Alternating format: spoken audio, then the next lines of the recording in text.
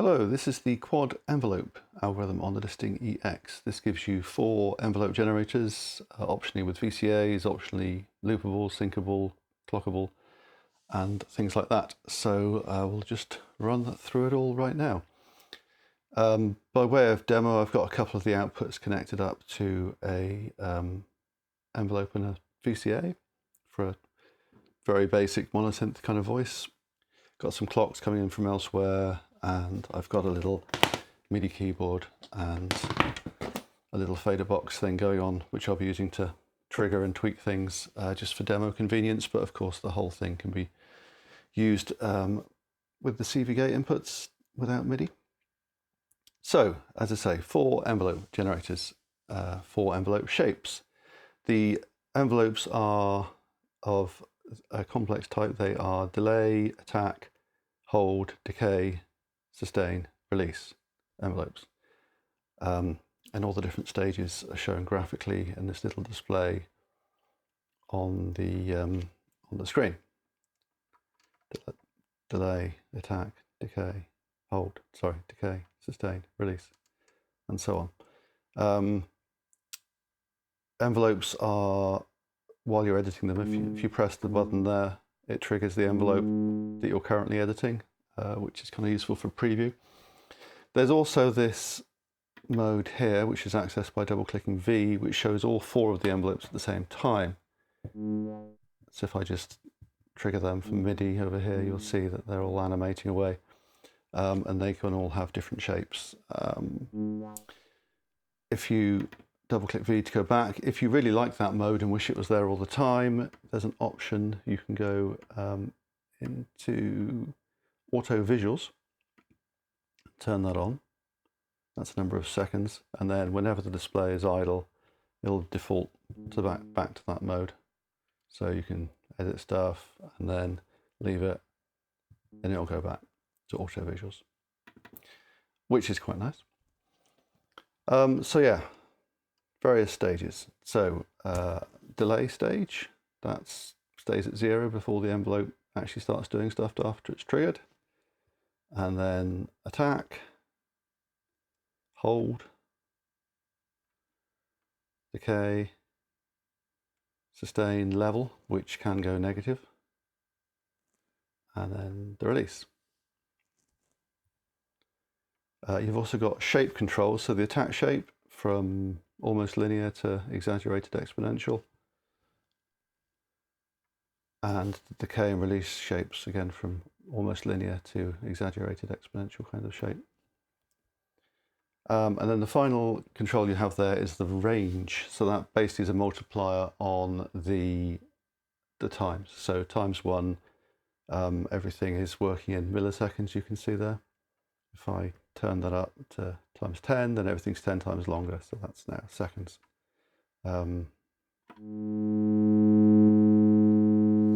You can hear that's getting kind of long, and then obviously times 100 is super long. That's like the release is now 58 seconds on that envelope. So I'm not going to sit here and wait for that to happen. But at the other end, it gets super quick. So you've got a lot of flexibility there.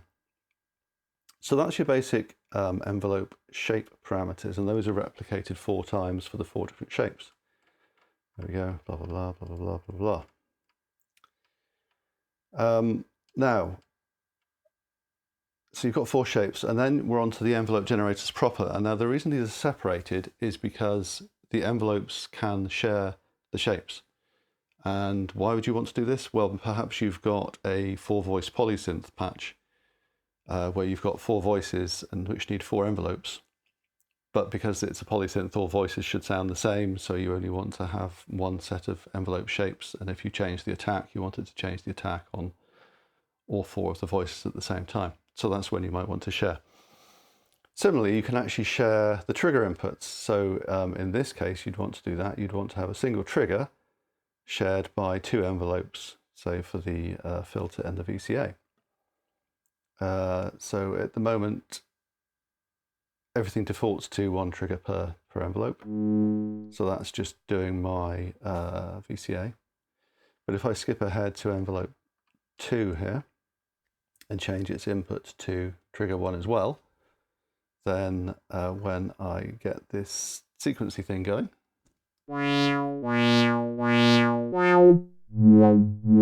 then I've got my 2 different envelopes for VCA and filter.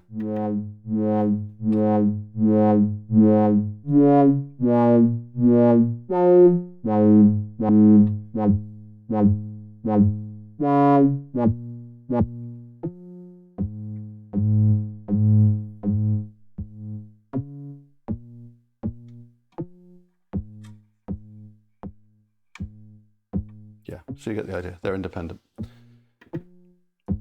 Turn those off for now.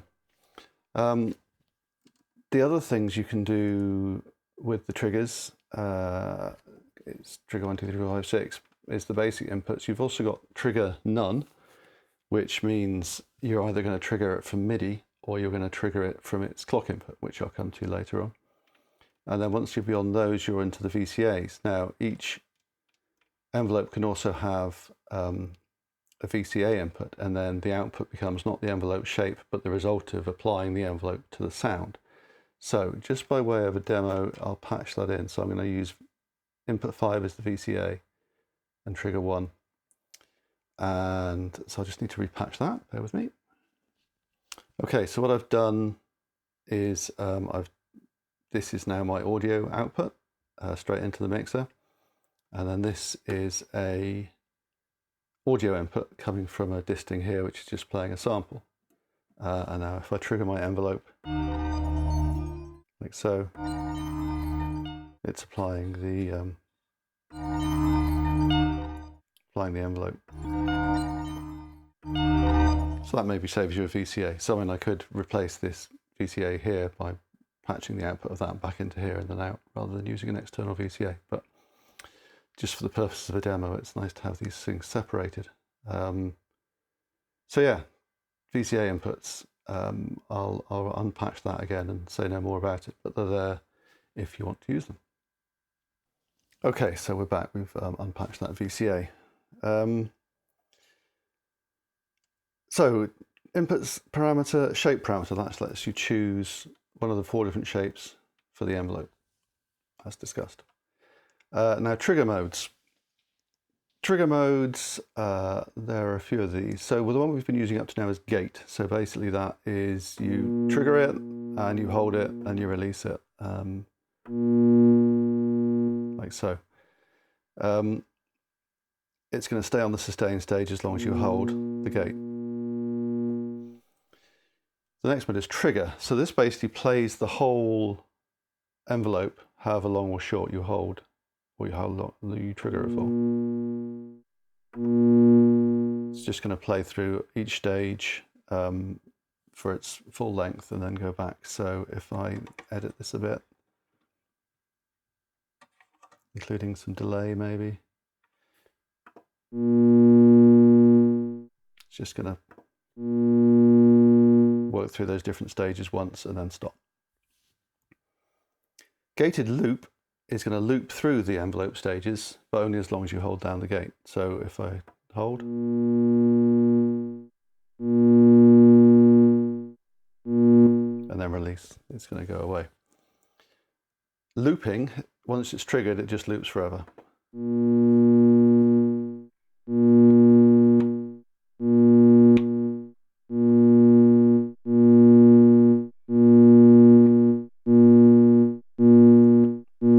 Which could get a bit boring, so we'll stop that. So that was gated, that was looping. And then the other one we've got is trigger by clock. Now I'll come back to that later when we talk about clock mode. But that's basically the same as trigger mode, but when using a clock input. So that's trigger modes. Let's put that back to gate. Clock inputs we'll talk about now, apparently. So each envelope generator can also have a clock input. This can be one of the inputs on the module, or it can be none, or it can be a MIDI clock divisor. So if I,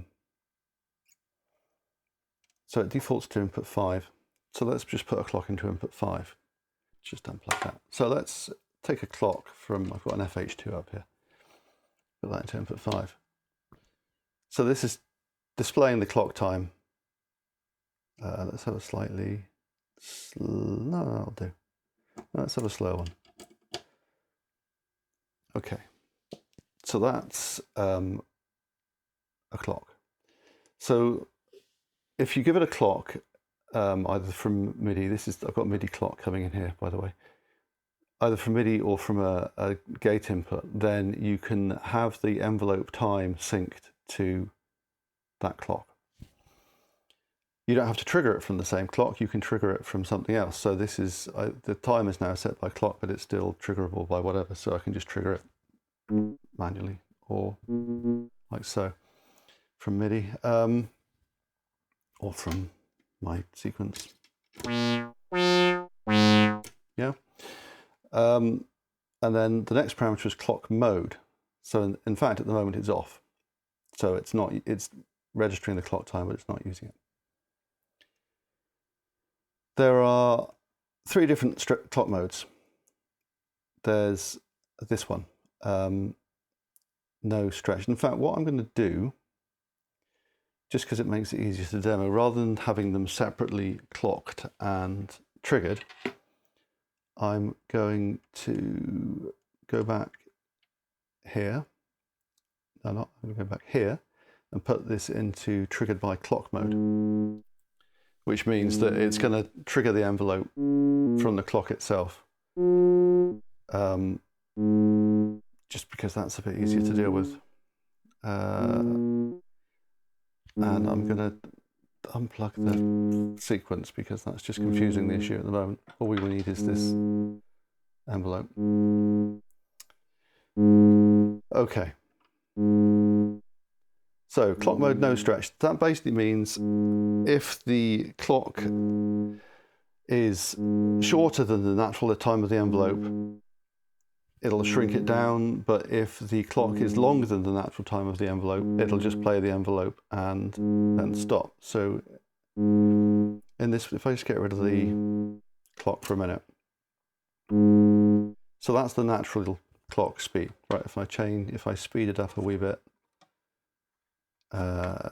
then it's quite short.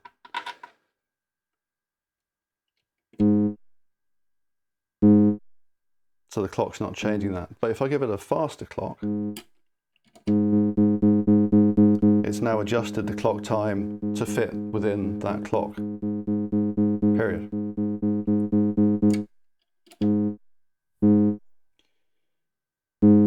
Clock mode 2 is stretch all. So that means it will either make it shorter if the clock's fast, or if the clock's long, it'll stretch all segments of the envelope to fit within the clock time. And then finally there's stretch sustain. So what this is going to do is if the clock is longer than the normal envelope time, it's going to make up the difference by introducing a sustain stage. So if I give it some hold and decay and release and stuff, it's just going to put in just enough sustain to make the whole thing fit.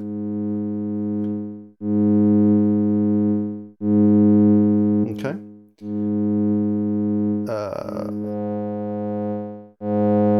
There we go.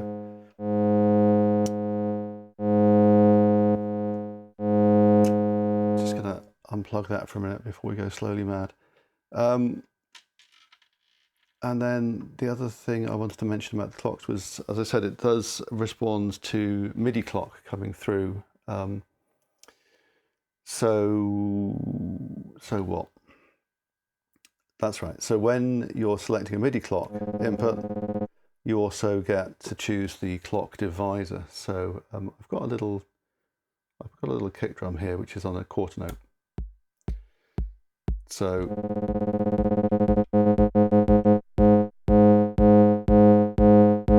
clock mode are we in? Stretch, okay.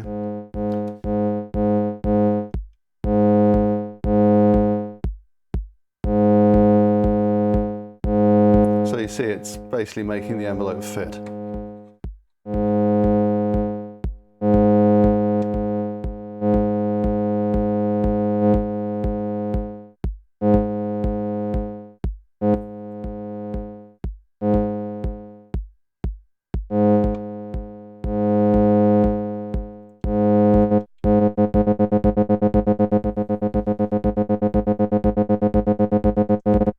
You get the idea.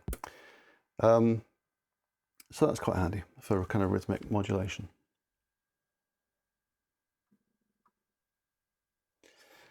Other envelope generator controls, scale and offset. So scale is basically how big the envelope is. It defaults to 8 volts, 0 to 8 volts. You can change that if you like. You can make it go negative. And working with that, there's an offset. So by default, it starts at 0 volts and goes up or down, but you can change that. So if you wanted an inverted envelope, say, in fact, why don't we do that on our filter? So where's our little sequence?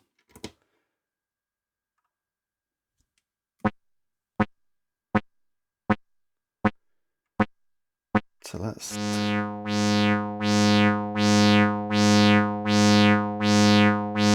there we go.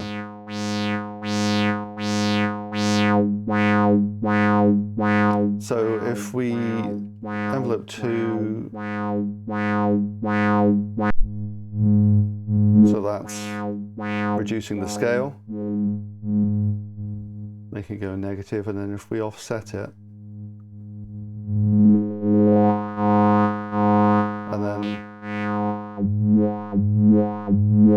so that's basically the envelope's going down now, so you can hear the filter is closing when the envelope goes up.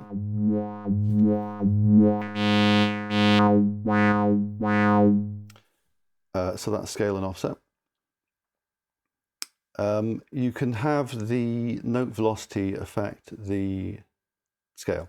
So for a volume, for like a VCA envelope, that would mean higher velocity makes it go louder. So velocity in this sense means velocity from MIDI if you're triggering it by MIDI, but it also can mean the velocity of these trigger inputs because they are velocity sensitive in as much as if you give it a stronger gate, it will give you a higher velocity effectively. Not a lot of modules will produce a velocity gate output, the FX2 will, but you can take a regular gate and multiply it by a VCA to give you a variable strength gate, and then you'll get a variable strength envelope out of this. And you can also link the velocity to the attack of the envelope. So if I give this one a longer attack and then have the velocity reduce the attack, then if I press softly, it'll do that. And if I press hard, the envelope time goes right down. So low velocity, high velocity, low velocity, high velocity. You get the idea. And that's basically it. You've got another set of envelope parameters, and then you've got one little parameter at the end for the MIDI velocity curve, and then that's your lot. So yeah, 4 envelopes, independent shapes, independent triggers, or shared shapes, clockable, loopable, and with any luck, extremely useful. Cheers.